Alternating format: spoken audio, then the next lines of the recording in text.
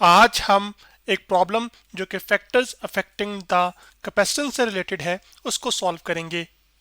तो प्रॉब्लम जो हमारे सामने है वो ये है आपके पास कि we want to make a parallel plate capacitor of 0.5 picofarad with two plates of area 100 centimeters square spaced in a vacuum.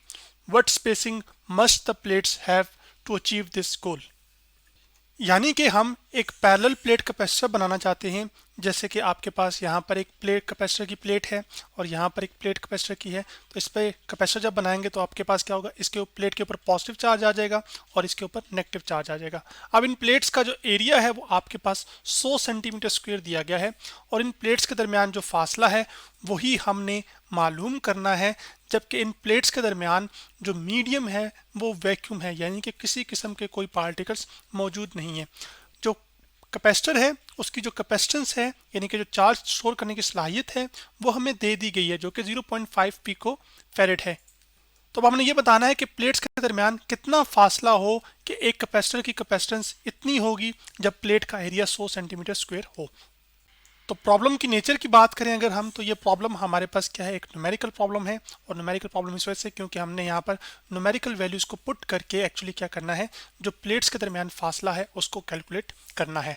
तो आपके पास जो प्लेट्स के दरमियान फासला है इसको रिप्रेजेंट कर लेते हैं हम डी के साथ, सॉरी। इसके बाद आपके पास जो इन प्लेट्स का एरिया है उस एरिया को हम रिप्रेजेंट कर लेते हैं यहाँ पर ए के साथ, और इनके दरमियान जो मीडियम है वो वैक्यूम है। तो सबसे पहले हम अपने प्रॉब्लम का जो गिवन डाटा है उसको लिख लेते हैं। जैसे में आपके पास कैपेसिटेंस की वैल्यू दी गई है, कैपेसिटेंस को हम कैपिटल सी से रिप्रेजेंट करेंगे यहाँ पर, और उसकी वैल्यू है आपके पास 0.5 और साथ आ जाएगा पीको फैरेड। पीको के लिए हम पी का यूज़ करते हैं, स्मॉल पी, और साथ कैपेसिटेंस का यूनिट फैरेड। अब जो एरिया है हमारे पास प्लेट्स का वो कितना है, वो 100 सेंटीमीटर स्क्वायर है। तो मैं यहाँ पे इसको लिख लूँगा आपके पास 100 और साथ आ जाएगा आपके पास सेंटीमीटर, सॉरी, एरिया को रिप्रेजेंट करने के लिए हम सबसे पहले उसका सिंबल लिख लेते हैं जो कि हमारे पास ए है। फिर हम उसकी जितनी भी वैल्यू दी गई है वो 100 सेंटीमीटर स्क्वायर है, तो हम यहाँ पे 100 सेंटीमीटर स्क्वायर लिख लेते हैं। तो आपके पास ये आ गया। जबकि हमने जो चीज़ मालूम करनी है वो आपके पास क्या है, वो टू फाइंड, वो यहाँ पर वो क्या है, डिस्टेंस बिटवीन प्लेट्स। और डिस्टेंस बिटवीन प्लेट्स को हम रिप्रेजेंट कर रहे हैं यहाँ पर आपके पास सिंबल डी के साथ, और यहाँ पे जो क्वांटिटी हमने फाइंड करनी होती है उसके साथ यहाँ पे क्वेश्चन मार्क आ जाएगा। अब आप सोच रहे हैं कि कैपेसिटर की जो है ना वो हमारे पास कैपेसिटर की कैपेसिटेंस दे दी गई है, तो कैपेसिटेंस किसी फैक्टर की, सॉरी, कैपेसिटर किस, जो कैपेसिटेंस है हमारे पास किसी कैपेसिटर की, वो किन किन फैक्टर्स पे डिपेंड करती है वो तो हमने जाना है। आप सोच के खुद बताएं। आपने देखा होगा क्योंकि अभी यहाँ पर फॉर्म जो चीज़ें हमें दी गई हैं वो एरिया दिया गया है, डिस्टेंस दिया गया है, वैक्यूम इन प्लेट्स के दरमियान मीडियम दिया गया है। इसका मतलब है कैपेसिटेंस भी इन्हीं कई फैक्टर से रिलेटेड है। तो इसके बारे में आप सोचें कि क्या आपने कोई एक ऐसा एक्सप्रेशन पढ़ा हुआ है जिसमें जो कैपेसिटेंस है, area, distance between the plates और आपके पास जो वैक्यूम का मीडियम है उसकी जो परमिटिविटी है उससे रिलेटेड है या नहीं। तो अगर आप रिकॉल करें तो आपके पास जो कैपेसिटेंस होती है हमारे पास एक कैपेसिटर की, वो हमारे पास बराबर होती है कि उस कैपेसिटर की जो प्लेट्स हैं उनका कितना एरिया है। तो एरिया को हम रिप्रेजेंट करते हैं सिंबल ए के साथ। फिर एप्सिलॉन नॉट जो कि परमिटिविटी ऑफ फ्री स्पेस यानी कि वैक्यूम की परमिटिविटी है। उसके बाद डिवाइडेड बाय आपके पास क्या है, डिस्टेंस बिटवीन द प्लेट्स। जितना डिस्टेंस बिटवीन द प्लेट्स ज़्यादा होगा कैपेसिटेंस उतनी ही कम होगी।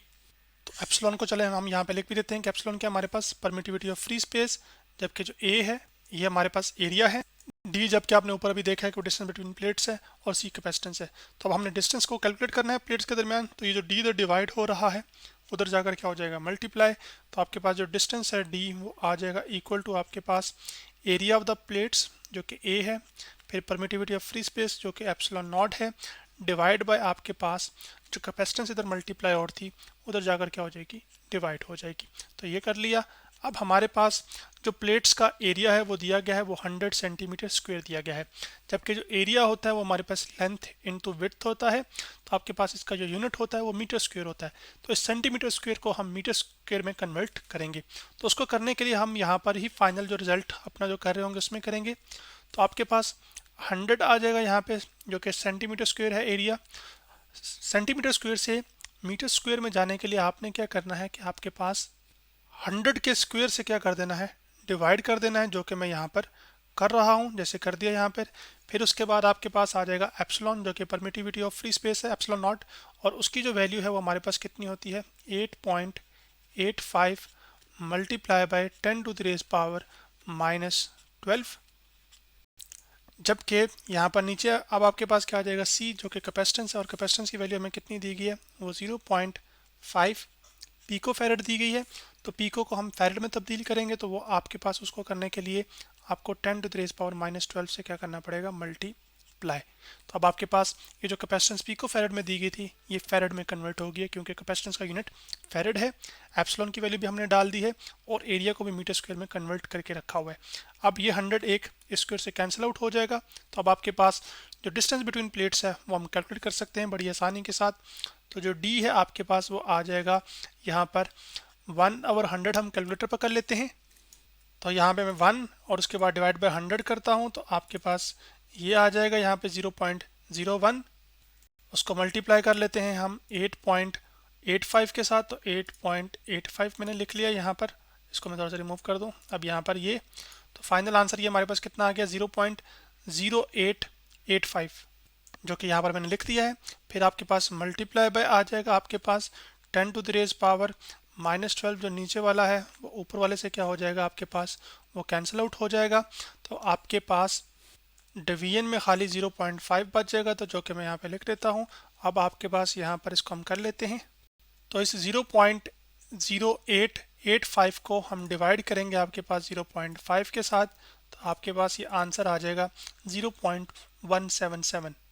इसका मतलब है कि आपके पास जो प्लेट्स के दरमियान जो फासला है वो 0.177 मीटर होना चाहिए, ताकि एक ऐसा कैपेसिटर क्रिएट किया जा सके जिसकी जो कैपेसिटेंस है वो 0.5 पिको फैरेड हो, जब आपके पास प्लेट्स का एरिया 100 सेंटीमीटर स्क्वायर हो और आपके पास उनके दरमियान जो मीडियम है वो वैक्यूम हो। और वैक्यूम की जो परमिटिविटी होती है उसकी वैल्यू मैंने यहाँ पे लिख दी थी। अभी ये मीटर के अंदर किया हुआ है ना, तो आपके पास इसको सेंटीमीटर में भी आप कर सकते हैं। तो सेंटीमीटर में लेके जाने के लिए आपको क्या करना पड़ेगा, आपके पास इसको सिर्फ और सिर्फ 100 से मल्टीप्लाई करना पड़ेगा। तो इसको मैं कर भी देता हूँ, यहाँ पे मल्टीप्लाई बाय हम कर लेते हैं आपके पास इस आंसर को 100 से, तो आपके पास फाइनल आंसर आ जाता है 17.7, यानी कि प्लेट्स के दरमियान जो फासला है वो 17.7 सेंटीमीटर भी होना चाहिए। तो आपके पास दोनों तरीके से मीटर में भी आप जो स्टैंडर्ड यूनिट है डिस्टेंस का वो मीटर है, आपने कन्वर्जन मीटर में करनी है, लेकिन अगर सेंटीमीटर में पूछ ले तो फिर आप इस तरह से कर सकते हैं। अब यही सवाल आपको मुख्तलिफ और अंदाज में पूछा जा सकता है कि वो ये आपसे कह सकता है कि हम आपको प्लेट्स की स्पेसिंग दे देते हैं और एरिया भी दे देते हैं, बताएं कि आपके पास कैपेसिटेंस कितनी होगी कैपेसिटर की।